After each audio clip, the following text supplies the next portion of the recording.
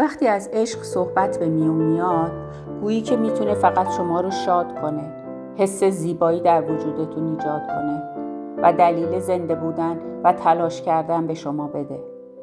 اما در این دنیا همه چیز مانند سکه است و درو داره. عشق هم آن روی سکه داره.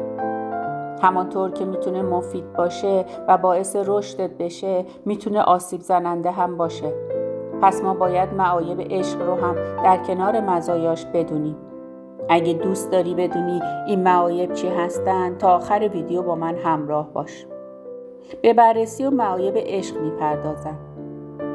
اگه در رابطه هستی و یا قبل از رابطه‌ای و هنوز شک داری که آیا شروع کنی یا خیر، به این نکات خوب گوش کن و اونها رو رعایت کن. 3 اشتباهی که افراد در رابطه انجام میدن و یه سری نکات رو نمیدونن. یکی این که عشق واقعی رو درک باید بکنی. دوم این که چگونه رابطه عاشقانه پایدار داشته باشی. و سوم این که از عشق آسیب نبینی. اگه در عشق افراط داشته باشیم، یک سری واقعیت‌ها برامون روشن نمیشه. وقتی که کسی رو خیلی دوست داریم و به چشممون خاص و زیبا و بی عیب و نقص میاد، دیگه به معایبش دقت نمی‌کنیم. مشکل از اینجا شروع میشه، مثل بی‌ادبی‌هاش، بداخلاقی‌هاش، بدرفتاری‌هاش و نکات دیگه که ما از اونها چشم پوشی میکنیم. وقتی در رابطه هرچی جلوتر میریم و عشقمون عادی‌تر میشه، معایب رو میبینیم و روز به روز این معایب برای ما بیشتر میشه. بعد از مدتی میگیم این فرد اون فردی نیست که باهاش آشنا شدم، الان دیگه خیلی فرق کرده. دوست خوبم، اون فرد مقابل همین شخصیه که الان داری معایبش رو میبینی، هیچ تغییری نکرده. اون از اولم این معایب رو داشته، فقط چون تو خیلی عاشق بودی روی معایبش چشم پوشی میکردی. ولی الان دیگه هیچ توجیهی برای چشم پوشی کردن نداری. فروید میگه احساسات و رفتارهای ابراز نشده هرگز نمیمیرن، فقط زنده به گور میشن. و بعد از اینکه این احساسات و رفتارها بیرون میان، خیلی زشتر و کریه‌تر به نظر میرسه. حالا راهکار چیه؟ راهکار اینه که در ابتدای عاشق شدن زیاده روی نکنیم. معایب فرد مقابل رو هم ببینیم. در ابتدا که عاشق میشیم، خوبی ها رو بولد میکنیم، اونها رو مطرح میکنیم و معایبی رو که میبینیم روشون چشم پوشی میکنیم و اجازه بیان کردن به خودمون نمیدیم و سکوت میکنیم. این رفتار مثل یه فنریه که تحت فشار قرار بگیره. به ناگاه که فشار برداشته بشه، فنر رها میشه. ما هم معایب رو که میبینیم و مطرح نمیکنیم، همون فشاریه که داریم به فنر وارد میکنیم. وقتی فشار برداشته میشه، به شیوهی زشتر و زننده‌تر معایب فرد مقابل رو مطرح میکنیم. پس آگاه باشیم که فرد مقابل هم نقاط قوت و ضعف داره. به هر دو جنبش توجه داشته باشیم. مسئله بعدی اینه که ما هر کاری که مدتی انجام بدیم به اون عادت میکنیم و در اصل معتادش میشیم. فروید میگه محدودیت در لذت ارزش اون رو بالا میبره. اگه اهل مطالعه باشی و تحقیقات علمی انجام بدی، تأثیر عشقم مثل تأثیر مواد مخدره. پس نتیجه میگیریم که اگه زیاده روی روش داشته باشیم، معتاد میشیم. گاهی اعتیاد به عشق ما به خاطر رابطه جنسیه.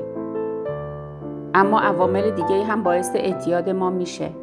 ما میدونیم که کلاً اعتیاد بده، خواه به عشق، خواه به رابطه جنسی، پرخوری، کمالگرایی و هر چیز دیگه.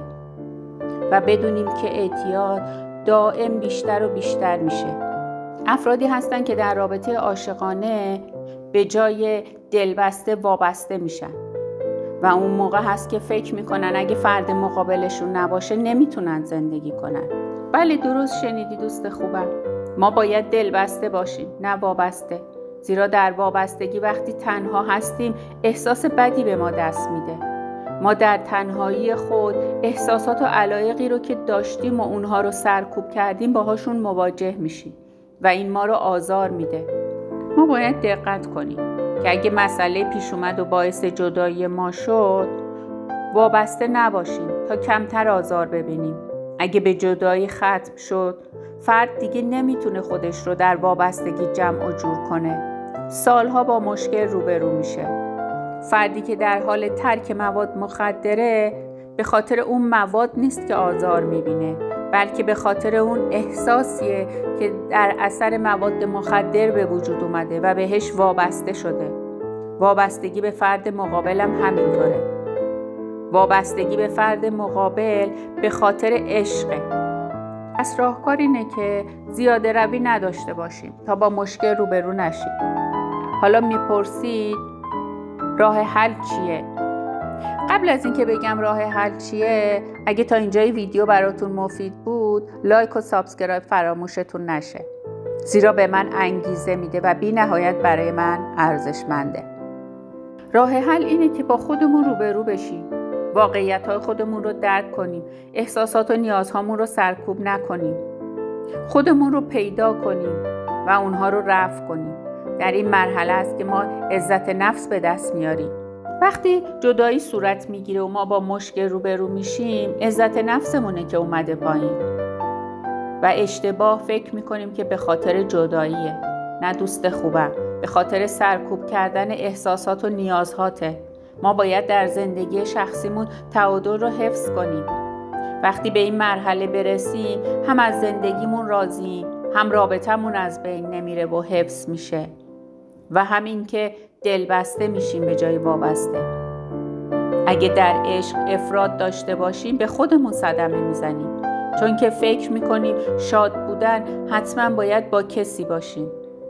حالا ازتون یه سوال میپرسم. اگه فرد مقابل برای مدتی ما رو ترک کنه، حتی برای چند روز، چه اتفاقی برامون میفته؟ ما دیگه نباید شاد باشیم؟ اشتباه متوجه نشو. منظورم این نیست که به فرد مقابلمون بی تفاوت باشیم. منظورم حفظ تعادله و اینکه تمام زندگیمون رو فرد دیگه‌ای بنا نکنیم، چون در این صورت به معنی کامل زندگی پی نبردیم. اگه به احساسات و نیازهای خودمون توجه کنیم و اونها رو درک کنیم، فرد مقابلمون رو هم بهتر میتونیم درک کنیم.